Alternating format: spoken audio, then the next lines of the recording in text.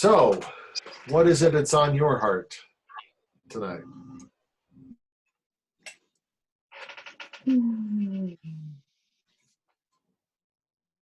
I do have something, but I bow to the popular will. But I come prepared just in case. Well, let's hear it. You guys are supposed to make my job easy, not hard. I missed it. My internet went out. What'd you say? We told Brad to go for it. Susan, you don't have anything? Well, I got a lot of things, but I don't want to discuss them here. Why not? Because. Because I All said right. so. If you're going to make me earn my money, then. Yep. It's about time. I know. This came out of a discussion from last night, talking with a young lady, and we were talking about the concept, actually two different things, which we can get to. The concept of luck. Do you believe in luck? Do you believe in either good luck or bad luck? No. And what does the Bible have to say about that? I think we make her luck. Yeah. We make our own luck? That's kind of what I always thought. We use the phrase a lot. Yeah. Good luck when we can't think of anything else to say, right? Mhm. Right? I don't really have a strong opinion either way. Well, go to Ecclesiastes 9:11. Please, yes, nice.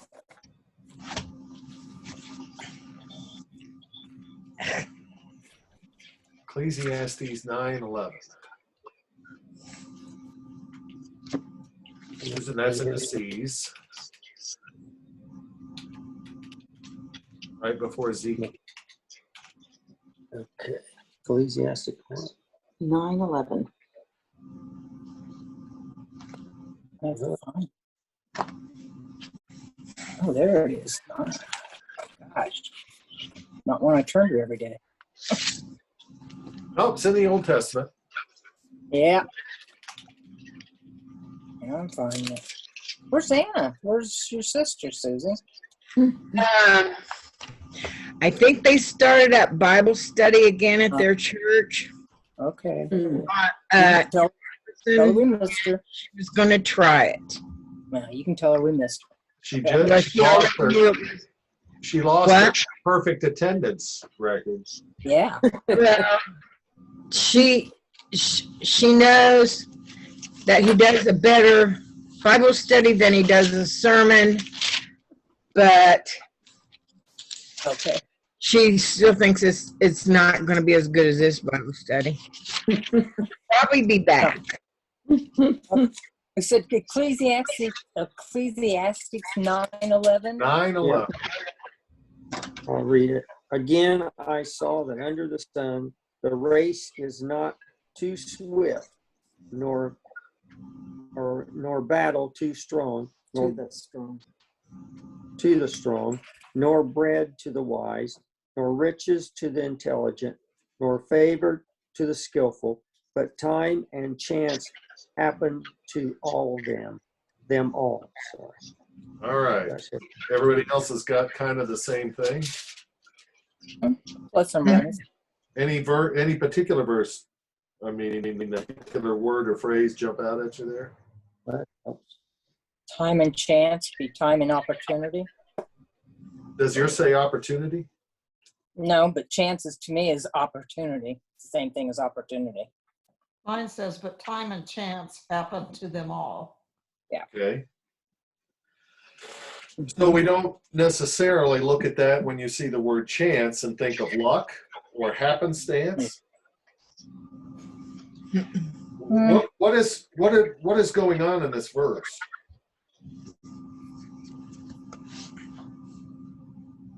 My Bible has a heading that says the inequalities of life. Whoa, Okay. really? What does Mine it- is death comes to What does it all. mean by that, do you think? Everything. The race is You know. not to the swift or the battle of the strong, nor does food come to the wise, or wealth to the brilliant, or favor to the learned, but time and chance happen to them all. In other words, things don't work out the way we always think they should. Right? And We all when they, have yeah, when they 24 don't, hours. it's bad luck. And when they do, we say it's good luck. Right. So does this seem to suggest that there is such a thing as luck? No. Time and chance happen to all people. We still Doesn't have the matter. same 24 hours. Sometimes the fastest doesn't win the race. Is that bad luck? No. So what No. would it be We then? all got the same 24 hours. And we all have different opportunities to make the most of them or make the least of it. It's our choice. It's what we do with it. Well, Have you ever heard? we can assume, though, that let's say there is a race of some sort. We can assume that everybody's trained hard and that everybody's Mhm. prepared. Well, let's say it's the Olympic race, all right? Everybody's trained, everybody's prepared, but the one who's the favorite doesn't always win. That's right. Is that just happenstance? Is that just chance? Is it luck? Or It's do we have life. luck? It's the way it happened that day. It's like playing basketball. Whoever showed up that day to play. It's just the way it happens. Sometimes you win, sometimes you lose. Yep. Well, it doesn't have to be in a sports context. No, it could be anything in life.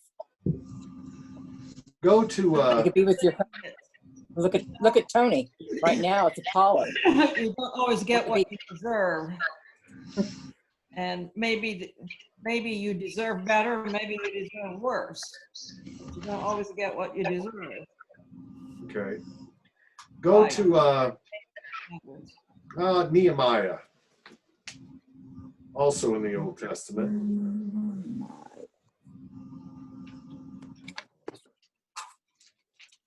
Back from Ecclesiastes, Nehemiah 7. Over.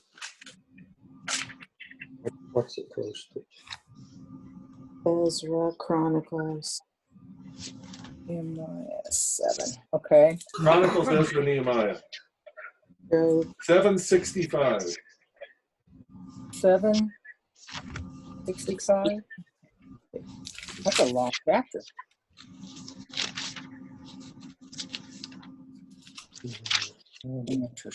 They should not eat it in this.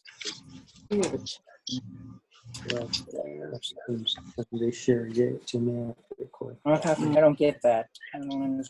I don't get where the revelation to that is. That corresponds. Okay, so what does it say? Nehemiah 765. The governor therefore ordered them not to eat any of most sacred food until there should be a priest ministering with the Urim and Thummim. Urim and Thummim.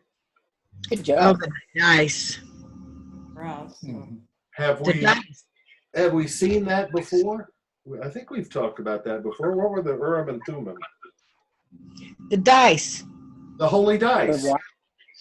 The what? They were the holy dice. The holy dice. Mm-hmm. DICE. D-I-C-E. Yes. All Go right. back to Exodus 28. Dice. I've Exodus 28. heard of holy dice. Sounds like a gambling game. But it could only be done by certain people. Not anybody could just pick them up and roll them. Only the hot shooter gets to roll. You couldn't play craps. Where'd you? Exodus. Exodus. I totally lost. I'm still on the word dice in the Bible. Tossing dice. No, I'm like, that's where we're going. Exodus 28:30. 20. 28:30. Let's Okay. Never knew dice could be holy. Yeah, My grandmother thought it was the most simple thing around. I know. Oh, she never heard of the Urim and Thummim. I don't think may have All right. skipped over that. Who's there? Here. Go ahead and read it. Shall put in the breastplate. Also put the Urim and the Thummim in the breastpiece so they may be over Aaron's heart whenever he enters the presence of the Lord. Thus Aaron will always bear the means of making decisions for the Israelites over his heart before the Lord. The Urim and the Thummim were, in a very crude way, the magic 8-ball. And what they would do is, the priest, in this case Aaron, if there was a decision to make, should we do this or do this? Should we attack or should we fall back? They would roll the dice. The Urim and Thummim. So they were actual dice. They were actual dice. Not necessarily in the sense I'm of not understanding six-sided, this. six-sided cubes that we think of, but it was the same principle. I don't know if I got a picture of the Urim and Thummim. Let me see if I I've never, this is new to me, so I'm kind of trying to grasp see. it. You came and you learned something. Me too. Yes. Let's see if we can get a picture of them. They weren't Yahtzee dice like we tend to think of it.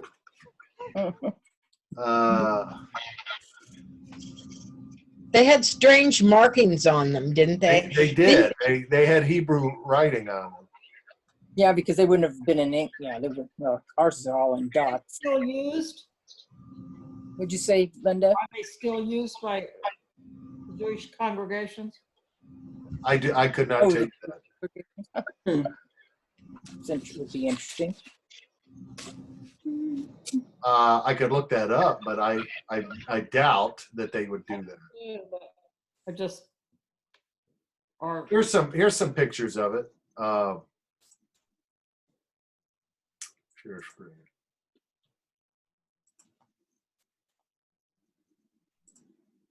All right, can you see that some of those? Mm-hmm. Yeah. Basically, Okay, they were looks like a button. smooth stones. Oh, there you are. Very smooth stones. Okay, good to know. Mm-hmm. Look like buttons. Interesting. So is that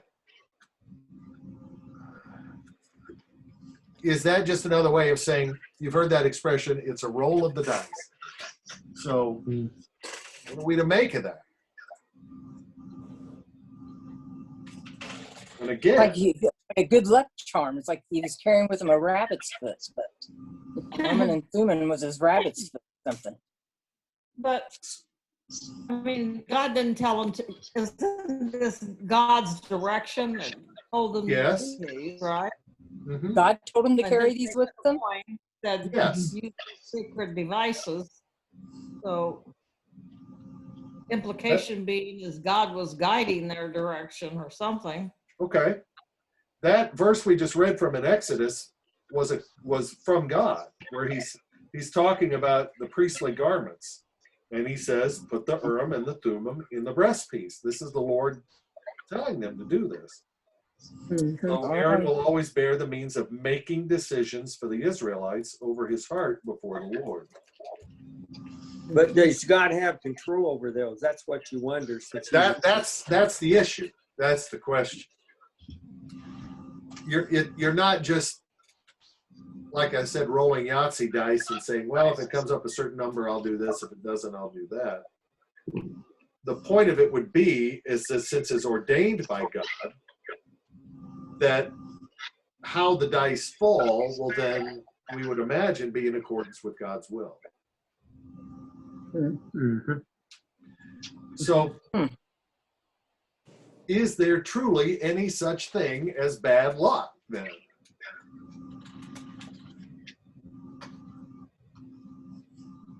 Again, I hate to keep going back to sports examples, but they seem to work really well.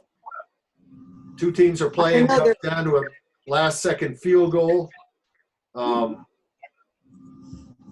and team kicks the ball and hits the goalpost, bounces away.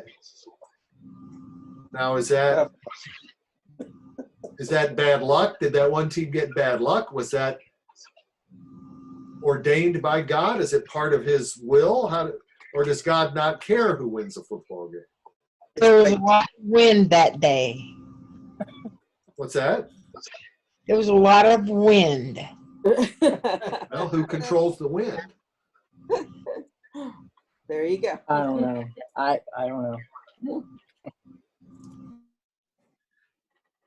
I don't believe in luck. I really don't believe in luck. I believe that it's what you make of whatever is given to you, and you can take it in a positive way or you can take it in a negative way.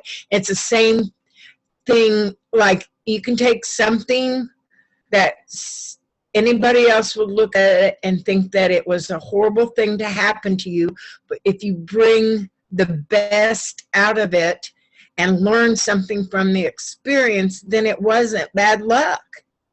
But you're talking about our response to circumstance. I'm talking about the circumstance itself. Are there such things as accidental circumstances? Don't factor our response into it at all. If you're walking down the road and or walking down the street and something falls out of a window and conks you on the head, or if you're walking down the street, you stop to tie your shoe, and then as you stop to tie your shoe, something falls out of a window and would have hit you on the head, is that simply a matter of luck?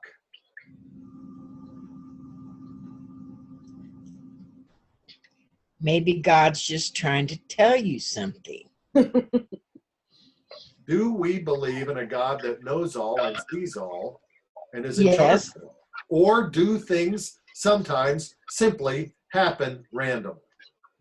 I believe in random happenings.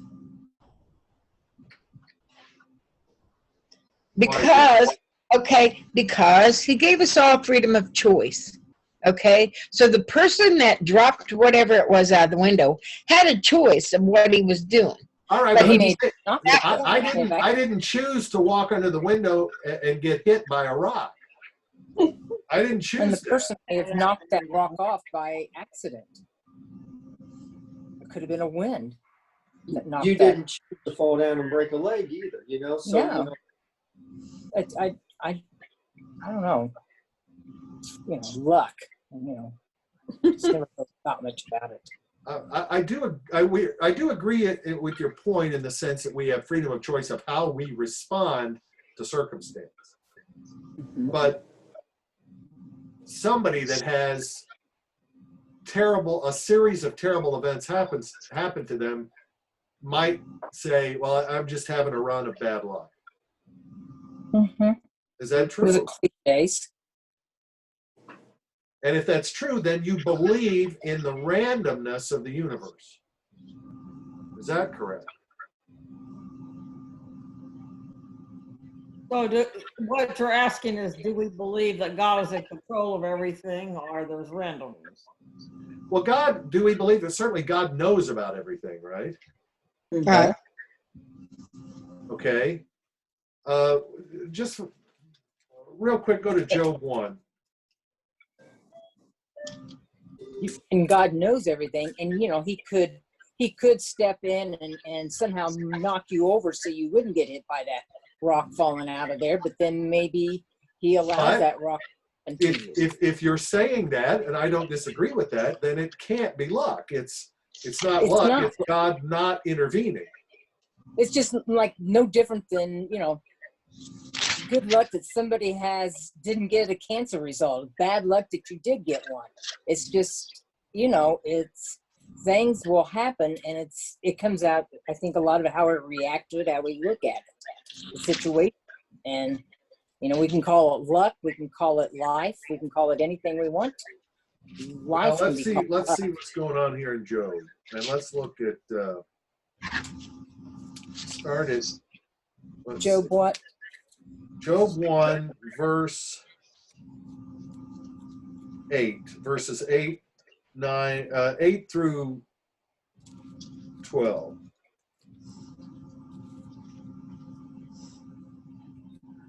Then the Lord said to Satan, have you considered my servant Job? There is no one on earth like him. He is blameless and upright, a man who fears God and shuns evil. Does Job fear God for nothing? Satan replied. Have you not put a hedge around him and his household and everything he has? You have blessed the work of his hands, so that his flocks and herds are spread throughout the land.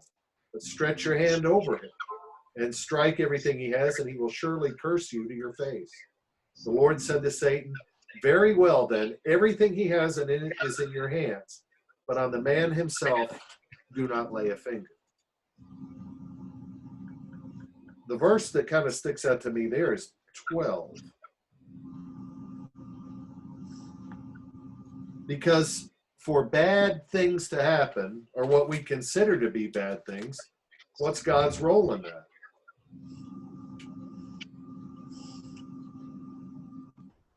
He must allow it to happen.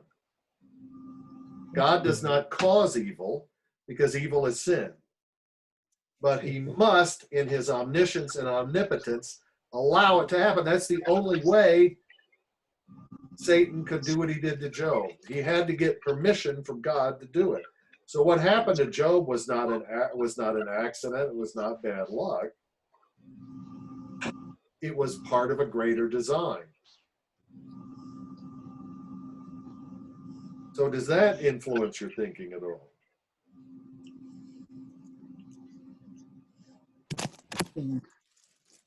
He was part of a chess game between God and Satan. Well, are we all in that though? Yes. Well, that brings up the obvious question. Are we all, just to use your phraseology, pawns in a game of life? No. I'm saying he was a pawn. I'm just saying that sometimes God will say, okay, go ahead and do this, but you can't do this, this, or this. And then other times he goes, no, Satan, you can't do that. Okay. It's still up to God. I just confused myself. Never mind. I have to back up. Well, I agree with you in one sense that there is spiritual warfare going on all around us. That's right out of Ephesians 6. There's an invisible spiritual warfare going on between the forces of good and the forces of evil. Now, to what level are we involved with that? It's kind of interesting that you said chess match, because that makes it sound like we are just unwilling pieces being moved around a chessboard. Well, and it's like saying God and Satan are trying to outsmart each other, using us as. I don't go along with that, I guess. Let's try Lamentations 3. That's also Old Testament. Right after Jeremiah. Lamentations 3. Boy, we're getting us some books we haven't been in a while. Yeah. Lamentations 3. Okay. Lamentations 3, 37 and 38.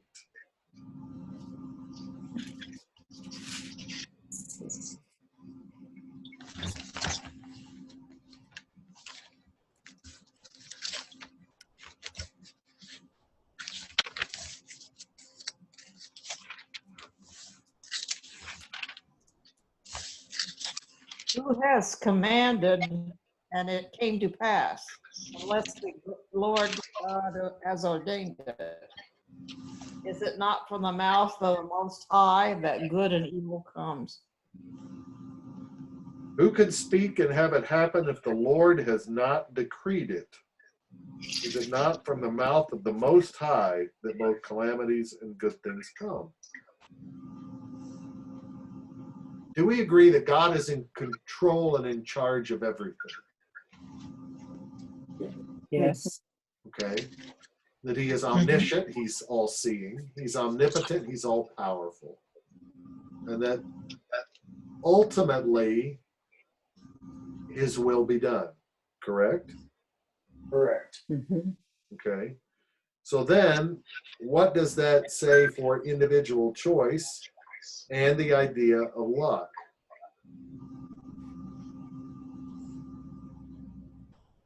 Not unless it doesn't happen unless the Lord ordained it. Doesn't seem like it. Mm-mm. The Living Bible has kind of an interesting translation. It says, "For who can act against you without the Lord's permission? It is the Lord who helps one and harms another." Or allows harm to happen. Yeah. Mhm. Yeah.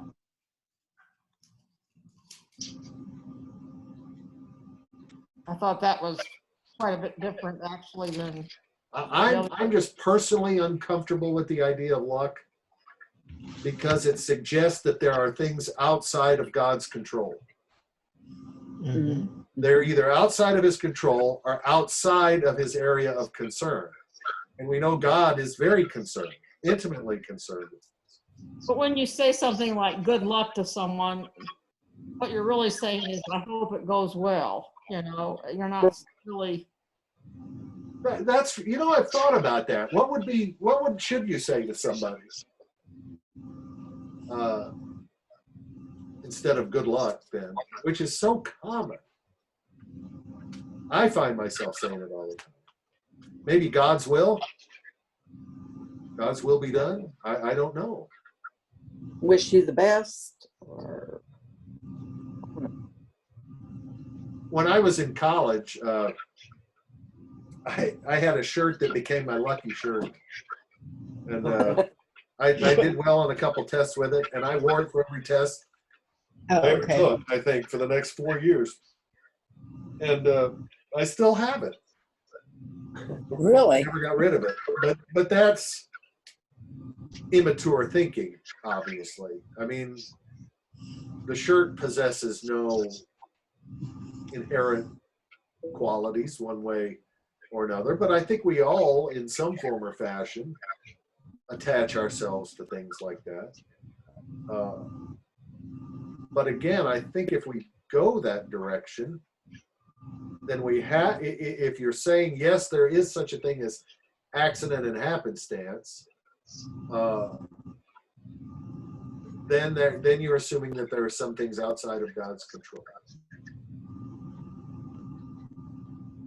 Or is it possible to say, all right, the team's lining up for the field goal to win it. Is it possible to say God's up in heaven saying, I'm out of this. I don't care. Just whatever happens.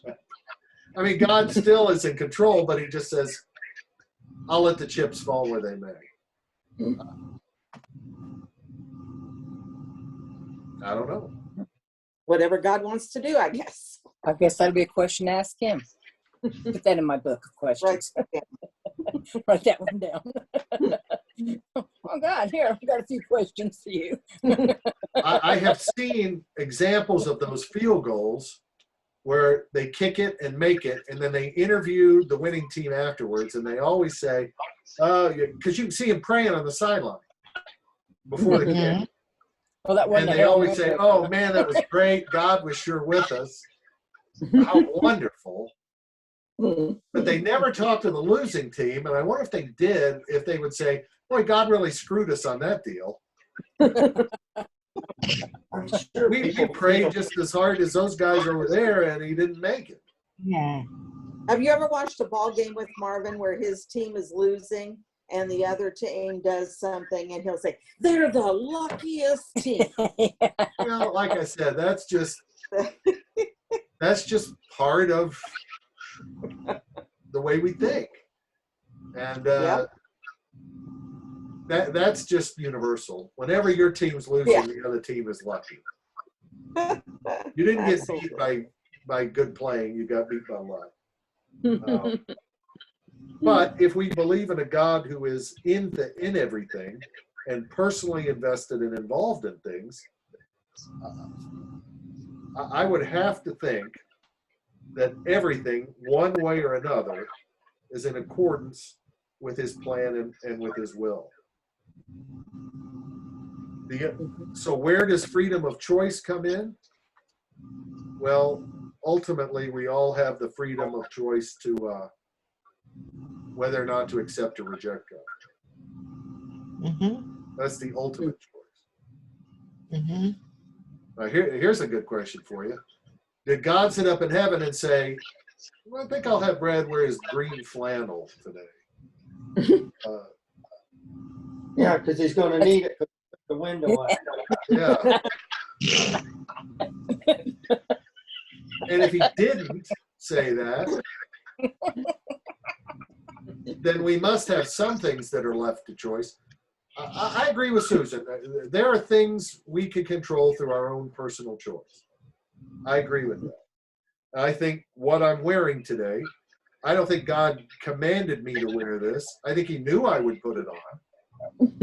He knew I would wear it, but he didn't. Because she's going to take the window thing out of. He didn't force me to do it.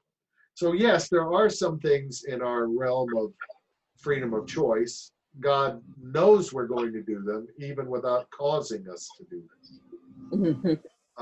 I don't think my choice of what to wear is personally a part of God's greater plan of salvation or his will.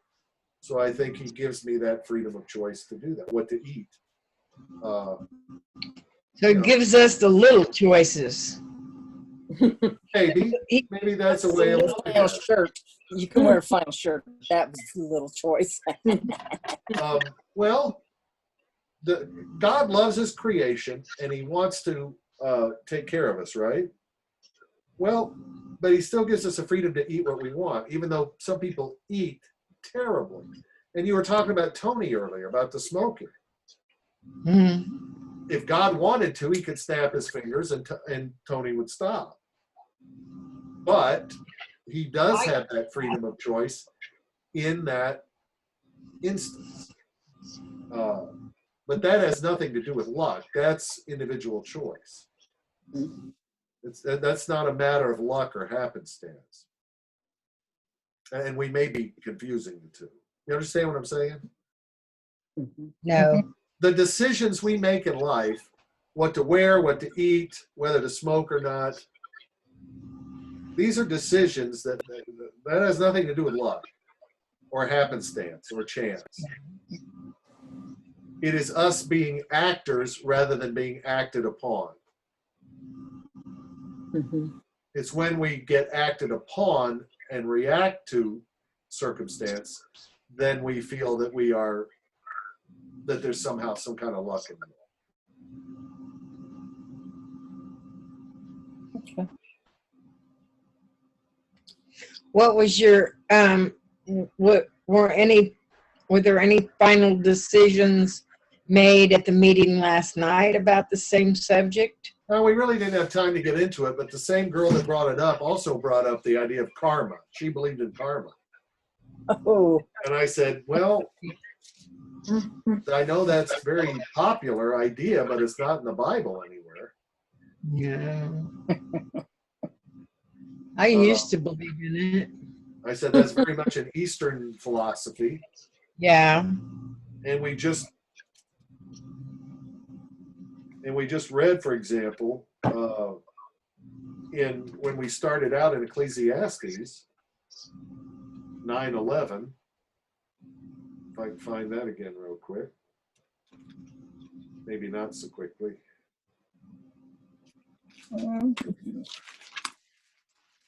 We just read, the race is not always to the swift or the battle of the strong, nor does food come to the wise or wealth to the brilliant or favor to the learned. Look also, go to Matthew 5:45 here.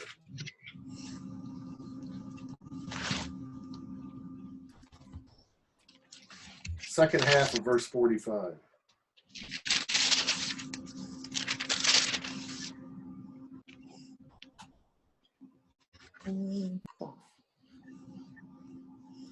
First full sentence. sun to rise on the evil and on the good, and sends rain. He causes his sun to rise on the evil and the good, and sends rain on the righteous and the unrighteous. Right. Sun rises for the good and the evil. It rains for the good and the bad. This idea that, and in a sense, this was Job's problem. This idea that we only get what we deserve. That was what Job was having trouble getting through. And that book is a powerful reminder to us that there are things that are beyond our understanding in terms of what happens to us. I mean, this is one of the biggest questions people have about God and about eternity and about faith. Why do bad things sometimes happen to good people and good things happen to bad people? Because in our mind, we think of karma. If you do good, you'll be rewarded. If you do bad, you'll be punished. Here's what I used to think about karma. If somebody did something bad to me, I just always prayed that I'd be around to see them get their asses kicked. I think that was in the Sermon on the Mount. Yeah. Blessed are those who persecute you, because you will be around to see them get their rear ends kicked. Something like that. Oh my gosh. Well, that's a very common feeling, and that's why it's so hard to follow the words of Jesus when he says, "Love your enemies," because we want our enemies to what? Do bad. Do bad and pay. We want them to suffer. Yeah. You've hurt me. I want to be. I want you to hurt just as much. What is the German? I was still term? trying to be the pacifist. I was still trying to be the person that prayed. I was still trying to be the person that wasn't going to do something bad to somebody just to get even. But I wanted to be around to see it happen to them. You wanted something bad to happen to them. I just wanted them to get what I thought they deserved for hurting me. Very interesting point. Never ever pray to get what you deserve. Don't ever do that. Because if you pray for what you deserve, what are you going to get? Oh, you're going to be in trouble. It won't be luck. Condemnation and wrath. Because that's all we deserve. Yeah. Never, ever, ever pray for God's justice. Pray Oh for my his God. mercy and his grace. And that's hard to pray for other people sometimes. I mean, it's such a sad situation with Darlene's mother, because she's being so difficult. She's pushed everybody away. And basically, It's too bad. the family has just kind of washed their hands. And they're like, she'll just never change. And she may not, but to my way of thinking, there is no one that is irredeemable. And until you take that last breath, there's always hope. But it's just a really, really difficult situation. And Tough for her family, her children. That would be very difficult. yeah. So, but yeah, that's what makes praying for your enemies so hard. That's what makes that so difficult. Because, and this is where you see so many misinterpretations of the Bible. Well, the Bible says an eye for an eye and a tooth for a tooth, right? And it does say that in the Old Testament. But that's when Jesus comes back in the New Testament. I'm sitting here looking at it. It's right in that chapter of Matthew we read. You've heard it was said, an eye for an eye and a tooth for a tooth, but I tell you, do not resist an evil person. Someone strikes you on the right cheek, turn to him the other also. Give to the one who asks you, do not turn away from the one who wants to borrow from you. So this stuff about praying for your enemies, blessing those who hate you, that's really, really hard to do. Because it goes against everything in human nature. Yeah. I mean, that's just the way we're wired. We're wired to get even.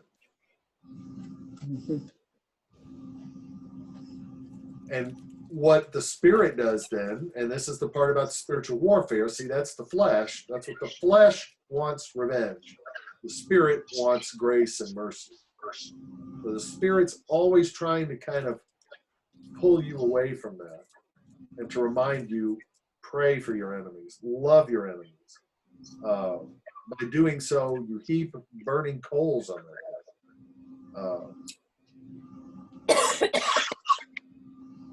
That's really, really hard to do. Have you ever had a person you knew, either family or boss, or that you just absolutely could not get along with? They were just a rotten person. Just rotten. We are not necessarily called to have them infect us with their rottenness and drag us down. We are called to pray for them and try to lift them up. And there's some people that are just not going to want any part of that. That's okay. Shake the dust off your feet. Go on to the next town. We are not responsible for anybody's spiritual condition other than to do what Jesus has called us to do and to try to love them. But if some people refuse, can't do anything about that.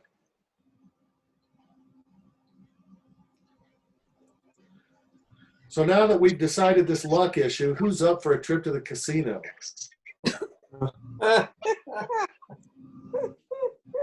Anybody Not ever been near there, that. by the way? Yeah. Yeah. And spend a little money? Very Or well. just to go eat? Or I've gone there to eat. Eat.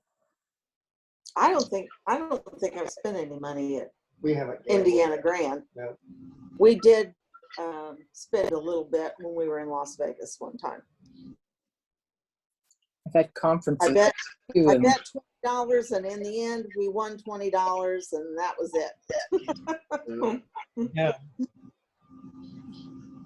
the first time I was in Vegas, and we went for one just so I could say I've been, and unfortunately I had to go back, but was playing the nickel slots. Looked at my hands, they were black from the coins. oh yuck! And so I went to bed. It was a Saturday night. Got up next morning to go to church. Went through the casino, and the same people were sitting at the same machine. Oh wow! That's a frightening thought. And it used to Mhm. Yeah, you see the people and it's like they are mesmerized. They're not even aware of what's around them or what's going on. They're just focused on those machines too. It's Yeah. almost scary. Is it Yeah.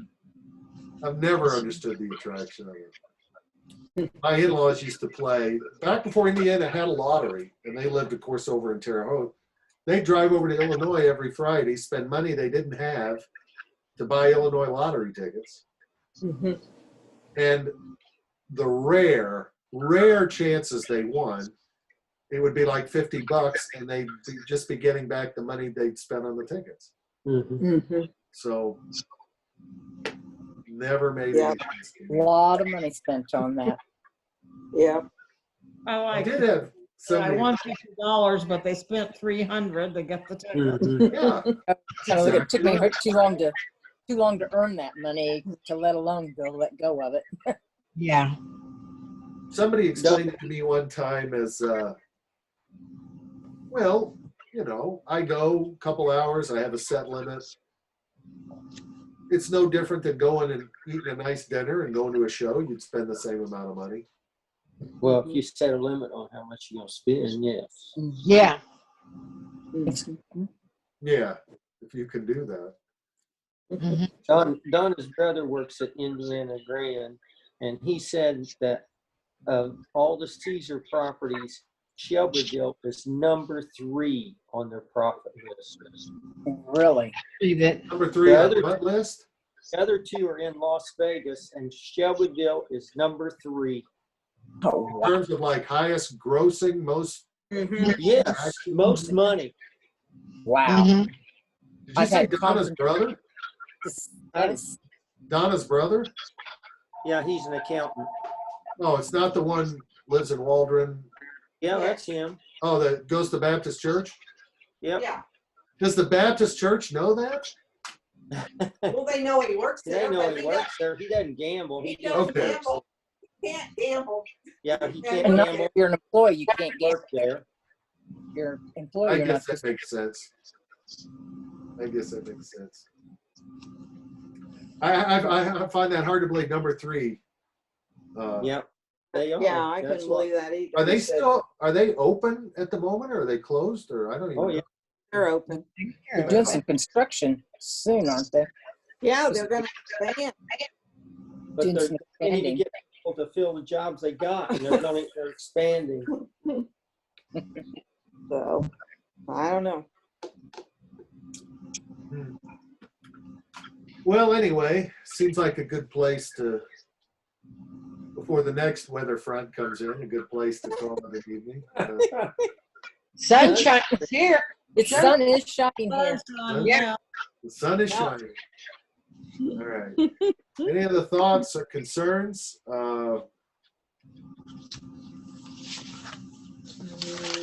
Only place it was warm today was in my greenhouse. Getting ready for that garden, huh? Yep. When I was living in Michigan, we got a snowstorm April 25th. And it was a little more than this because it stuck around a while, but this is very unusual. I remember snow in April. Yeah. Remember on Easter. Remember snow on Easter. Yeah. Margie will tell you, she swears it snowed here in June one time. I told her I have a hard time believing that. Really? I don't remember that. She might be a little That's my time. off on that. Yeah, I don't remember that. She's older than we are. Yeah. It was good seeing Donna at church on Sunday. Yeah, where's Donna? She didn't. I know, I didn't notice. I saw that she wasn't here with us tonight, but it was good seeing her Sunday. I didn't get a chance to talk to her, but All right. Well, I think that about wraps it up. It's good to see everybody. all right. Okay. We will Okay. see you Sunday, or if not before, and keep yourself warm and safe. All right. You too. Yeah. Have a good one. All right. Bye. Bye. Bye.